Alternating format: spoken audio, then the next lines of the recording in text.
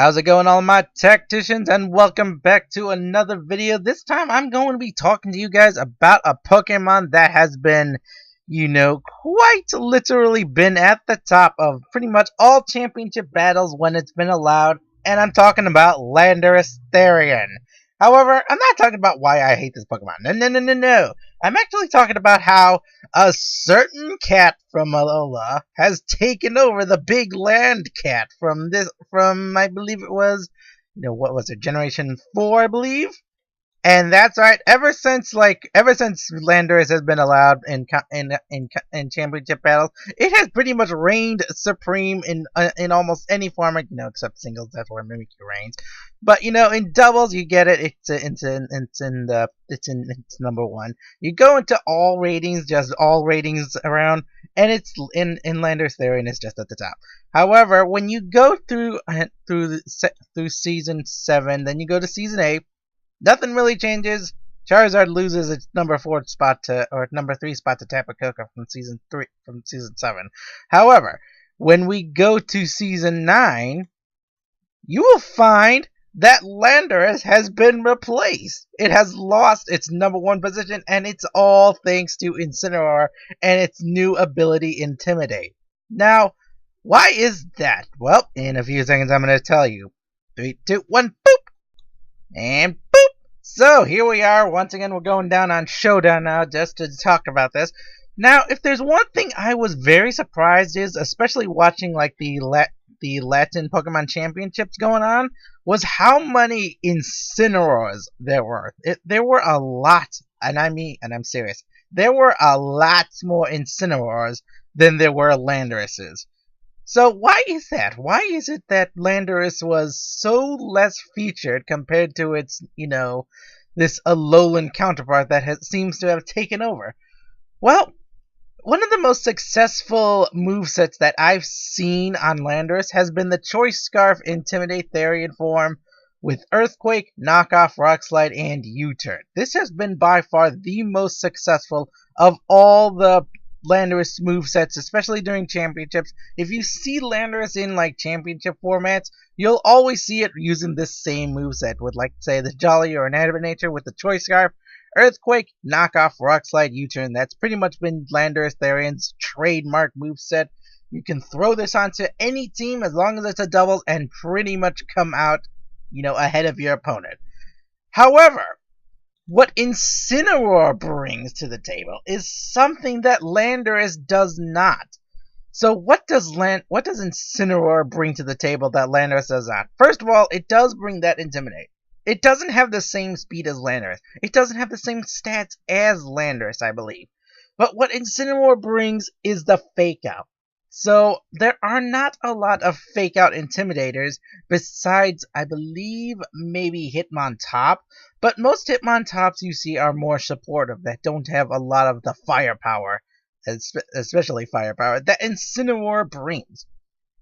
With the Fake Out and the chance to be able to run in both Trick Room and outside of Trick Room, and just being able to have that raw bulk to survive certain attacks, the fact that he also brings moves like Darkest Lariat to Flare, Blitz, and U-Turn, moves that, would take down Crystalias and a lot of other these Pokemon that tried to set up, this makes Incineroar extremely powerful.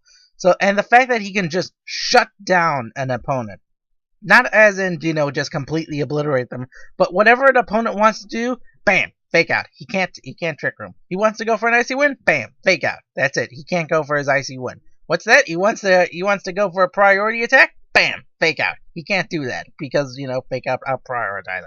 And if he ever gets into a jam, and if he wants to, he can go for a U-turn. That's what he wants to do. If he wants to preserve that, he wants to preserve the Intimidate.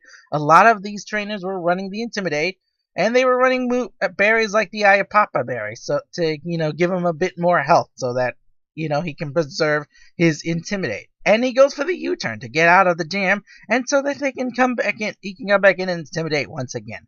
So that is explaining about the Incineroar now. So in 3, 2, 1, I'm going to be talking about something else that happens. So 3, 2, 1, boop!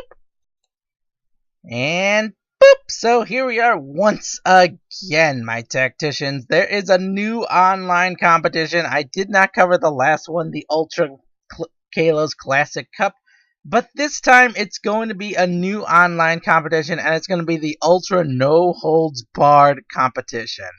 So this is actually a very, very interesting competition.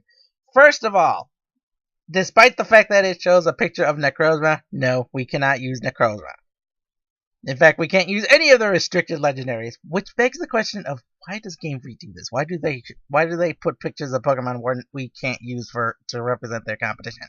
But in any case, the reason why this one is going to be a very interesting competition for those of you who are very interested in competing and just want to let your Pokemon go nuts. This one is going to let you bring your Pokemon in, any Pokemon you want, aside from the restricted legendaries, at level 100. So Pokemon will be set to level 100 for the duration of the battles.